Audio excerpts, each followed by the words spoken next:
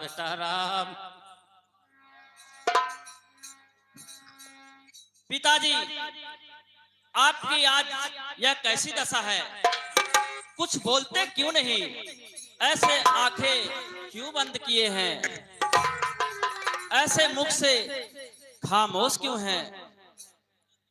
कभी आंसू निकलते हैं, कभी आंसू निकलते हैं, कभी आहें निकलती है, कभी कुछ ओठ हिलते हैं, कभी आंखें उबलती हैं।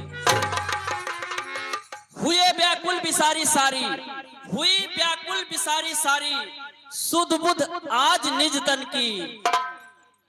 बताओ शोक क्या है तुमको जो ऐसी दुर्दशा मन की? हे पिताजी, बताइए यह आपकी ऐसी दशा क्यों हुई? आह, कुछ बोलते ही नहीं।